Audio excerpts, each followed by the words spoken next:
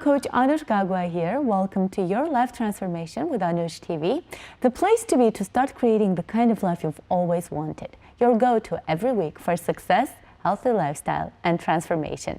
And I'm here to share with you the best tools and techniques in the personal development industry, from Napoleon Hill to Tony Robbins to John Maxwell, to help you take your life to the next level, whatever that may be. It may be a better relationship, a better career, more abundance. Only you know what is a must for you to change. And we're just here to help you get there with Anush TV. And today, if you would like to succeed out of inspiration versus desperation, then this show is just for you. Today, we're going to talk to an amazing executive coach, Calvin Chen. He's also an amazing speaker, and he has changed many, many lives in the past 9 years. He has worked with many individuals, including UFC fighters, and also great companies such as New York Life, Merrill Lynch, Morgan Stanley.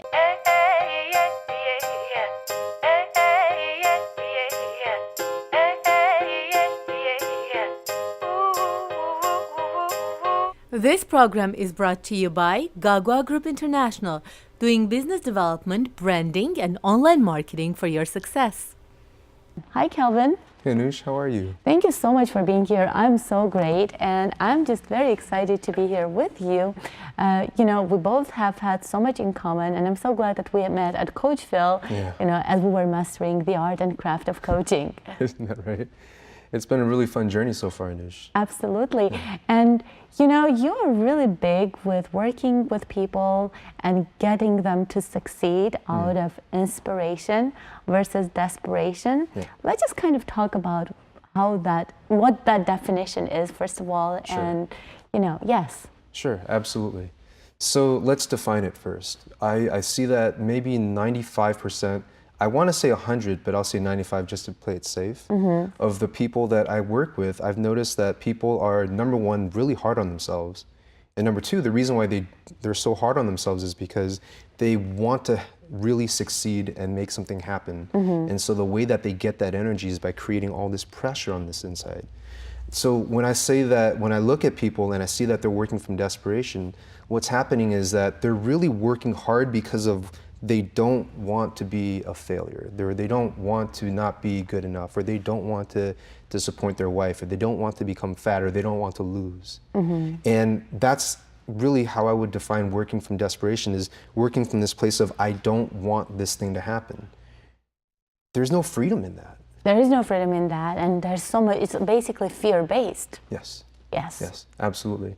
And so in order to work from inspiration, it's a very subtle shift. Instead of, if you imagine someone running really hard, but if you look at why they're running really hard, it's because there's a lion chasing after them.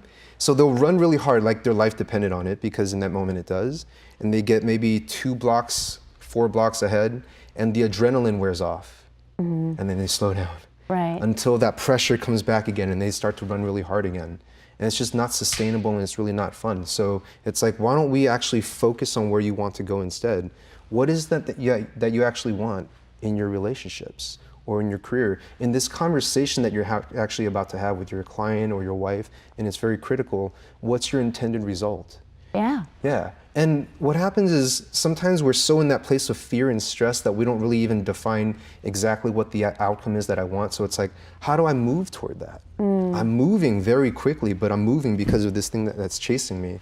And that thing that's chasing you is basically the fear of failure, pretty much. Right. And it creates all this pressure, and then it's like, well, I'm trying my best, why don't you guys appreciate? And then for the people around us, it's like, well, we appreciate that you're trying, but you're being so unpleasant.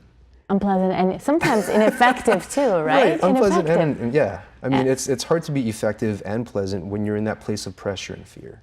And one of the things, that you talk about is also, how do you continuously succeed? So that it's like, boom, I succeeded, and then the next day I feel crashed and I feel burned out, and I don't know how I'm going to produce that same result the next day. Right. So it's a matter of becoming rather than just getting things done. Can you talk more about that? Absolutely. So, I just had a coaching session with a client today. Okay. Right. And I have him using a project management software just to track the stuff that he says he's going to do, because he has so many great ideas, which is amazing, but the follow through is where the money is, right? Right. And so he's got these things on the project management software. It's called Asana, and he gets the thing on his phone that says, hey, it's time to do something. And he'll say, I've done a lot of the things, but part of me feels like, what's the point? Because as soon as I check this off, that's not the end. There's still the next thing to do. And so he's feeling frustrated. This old way of working from desperation, it's like, I just have to finish everything. Oh so my many gosh. to-dos, so many Right. to-dos, right. Right. And then but he came to a point where he finally realized, you know what? It's never that. There's always going to be a next step. So just get over it. The game is happening and the game is alive. You just play the game continuously, and it's not this thing that you have to check off so that you can finally breathe. Breathe now and play the game, because it's going to keep happening. Right? And also, one of the things, that you and I both know that really helps people to succeed is their ability to be coachable and to also to celebrate small wins as they move toward the bigger success. Kind of, if we could identify what makes someone coachable, what would these 3 things be, for example?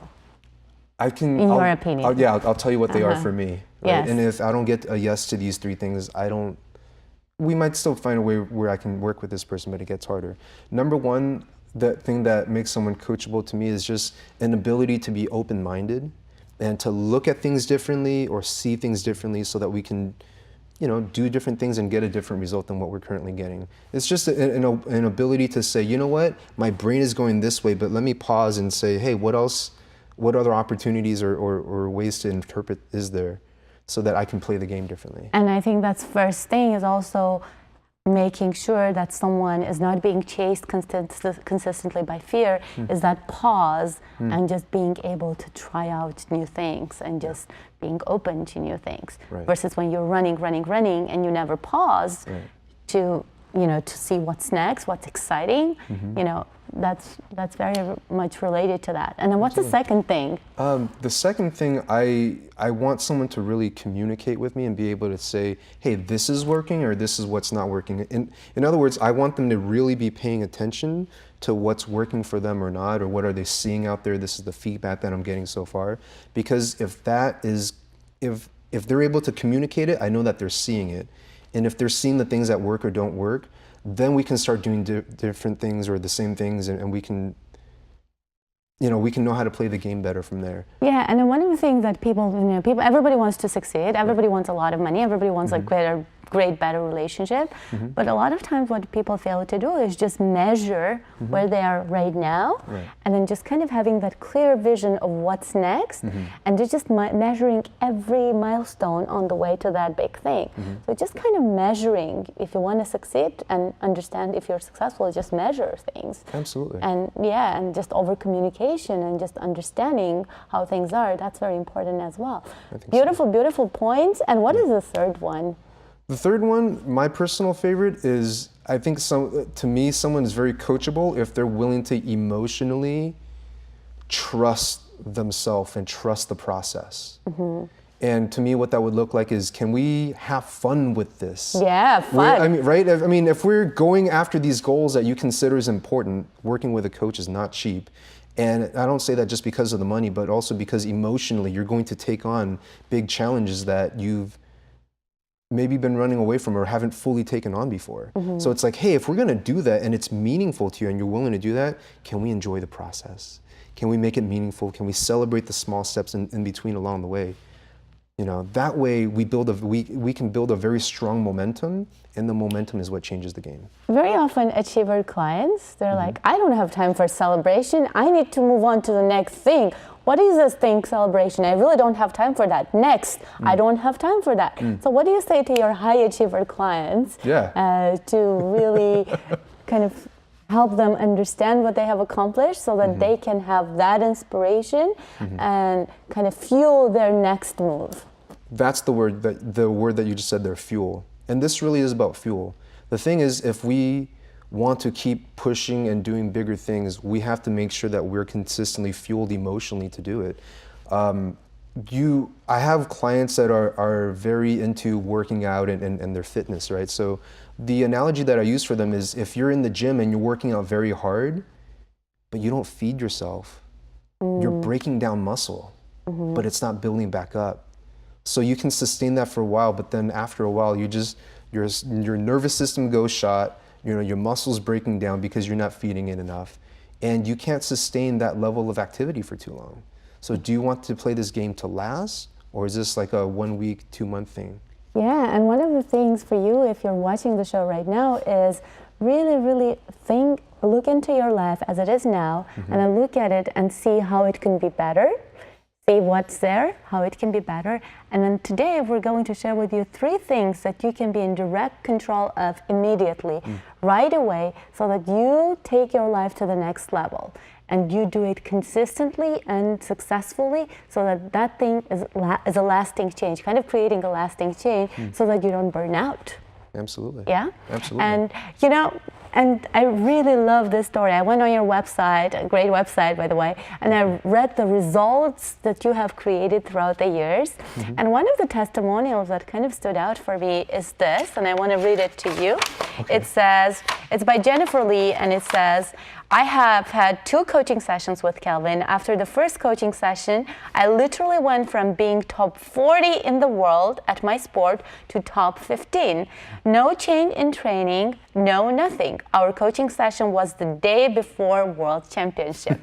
So, hey, speaking of that change in psychology, it's the same player, just the same championship, but going from top 40 to top 15. What do you think was that shift that you made in their psychology in this particular case? So the big difference was teaching her how to play, actually. Now, what's interesting is that she's a stand-up paddler, so it's a sport, it's supposed to be fun. But when people get competing at that high of a level, they feel like they have to win at every cost, right? And they're burning energy, they're something inside just clenches and the energy can't move fully in their body. Now, you might not be a stand-up paddler, but you have your own version of that. Right. As a coach, as a wife, right? I have my own version of that as a business person. We get to these points where we're trying so hard, that we're clenching so hard that the energy's not flowing anymore. So with her, it was really teaching her, hey, when you feel that need to double down on your effort, how can you do that in a way where your awareness is expanding, not contracting, and your energy is fully flowing?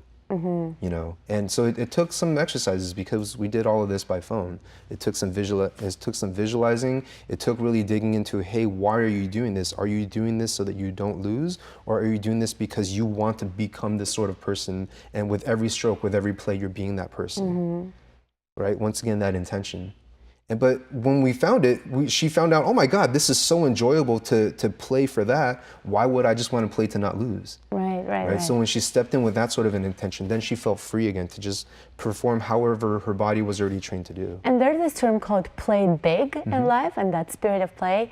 And a lot of times, again, serious high achiever people say, I don't have time for games.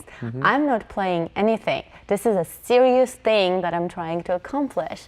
Right. And when you bring in that spirit of play, when, hey, this is a great game, and yes, you're playing to win and get results, but then if you don't win every step of the way, there's still a win if you learn something from this game, and then you can take it to the next level. Right. So that's a big one.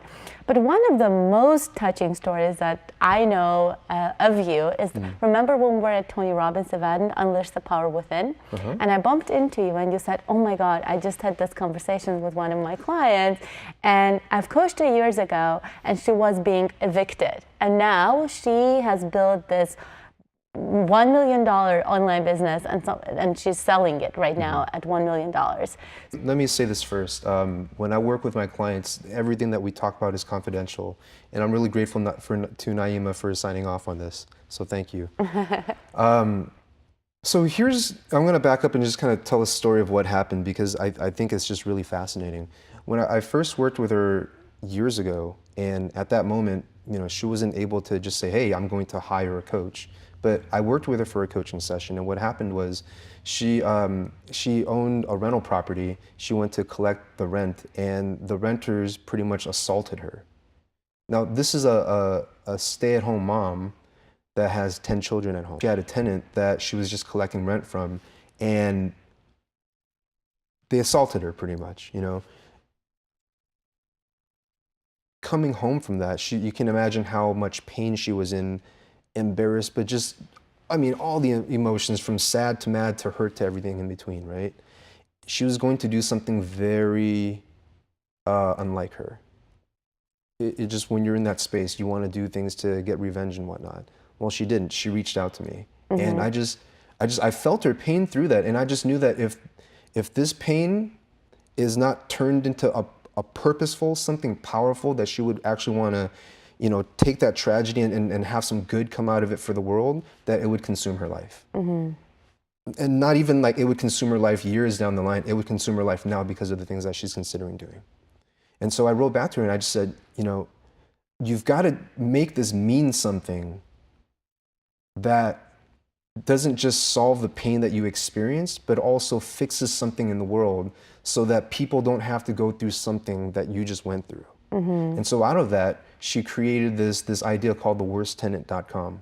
Worsttenant.com, and now this That's one right. is being sold right now. Right now, so now the worsttenant.com, she just got approached by the MLS, which is the multiple listing service in New York City. It's a big real estate thing, and they want to buy it from her for $1 million. She turns around, she talks to her lawyers, and they say, no, hold out, we think it's worth more.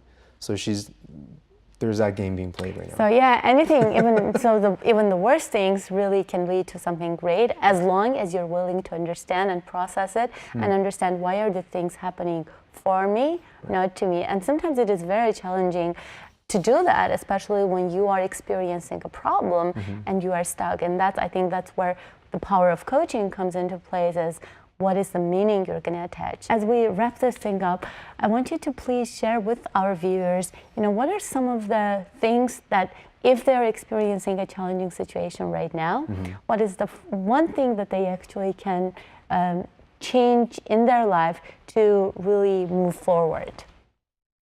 That's a big question. I understand. Yeah, it's a $1 million question. Absolutely, absolutely. You know, if you're experiencing a challenge in your life right now, so whether you're experiencing a challenge right now, or there's a challenge that you just want to go take on right now, how about that? I think it's very important to, just coming back to the core message from today, first of all, just decide what it is that you want. We just put aside for a moment that you have these pressures and I can't let this happen or I can't let that happen, just clear that space in your mind and create a picture for yourself right now. Okay, well, if it worked, if it was the way that I wanted it to be, what would that even look like? If you're going to take a challenge on, or you're facing a challenge, you need to understand what is a win for you. And so if you can navigate toward the win and move toward that win, then the game becomes really easy, because now you can just run that shortest distance between 2 points, which is that straight line. But if you're taking on a challenge, or you're experiencing a challenge, and you're just not clear exactly what it is you want to move toward, you're just going to be running like this. And at some point, you'll run out of adrenaline, you'll run out of breath, you'll run out of gas. And it's like driving without having a clear destination. That's exactly. If you're driving and you don't have that destination out there, you're just going to wander around. Right. Whereas when you have that clear vision, that's why the power of vision is so important. That's when things change. Absolutely. Absolutely. And, you know, very quickly, I know that you work for NASA and you were about to get your PhD. Why did you get into life coaching? You know, I got into life coaching on accident. And it feels really weird to say, because I just, at this point, 9 years later in the industry, I know that this is my calling. I quit that path of science and bioinformatics because I just felt like it wasn't who I wanted to become. I just had this vision of being an entrepreneur. And so I decided to chase it at the age of 22 without any training or experience. And so that was doomed to fail, obviously. And so one step led to another. I decided I would learn sales. That's very entrepreneurial. It's the front lines of business. Eventually, I ended up working for Tony Robbins. Amazing. And I was really just, so amazing. And I started cold calling for Tony, which is the bottom rung on the ladder of sales. But I went in, I was hungry. It was a great environment. I learned a lot. And that's how I found out that there's this thing called life coaching anyway. And so for 7 months, I wanted to be in the coaching department, and the manager just told me no. I was 23 at the time. I still said dude too much in my language. And it just, nothing really said that this kid, if you put him in the coaching team, would succeed, but I just kept coming back, and I was fortunate to have his belief in me. I had the support of the team. I learned very quickly. I learned to be very coachable, or I was very coachable, and that was, the rest was history from there. Well, that's amazing, and I'm so honored and blessed to know you. And thank you so much for your beautiful work, and with the intention, of course, always to serve and just helping people see possibilities and transformation, because when people are stuck, they think it's the end of the world and there is no next thing for them. And just making that shift is extremely, extremely important. Absolutely. That's all for today. Thank you so much for watching, and please make healthy little tweaks in your life week to week with Anush TV, and pretty soon you will be living the life you've always wanted. It always takes courage to start things. So here is my big question to you and my challenge to you. What is one thing in your life that if you changed it today, then the quality of your life will improve forever? If you have that answer, please come on over to anushgagua.com and leave your comment there. And one of you will be picked, and we might personally work with you to help you create the life you deserve and desire. And if you like this video, please subscribe to our channel and share it with the people you love and you care about. And if you want even more insights, more resources, and also invitation to personally empowering events that I go to, please sign up for our email update, and we will definitely make sure that we connect with you and share all these great resources with you. That's all for today. Remember, life is what you make it, so make your life outstanding.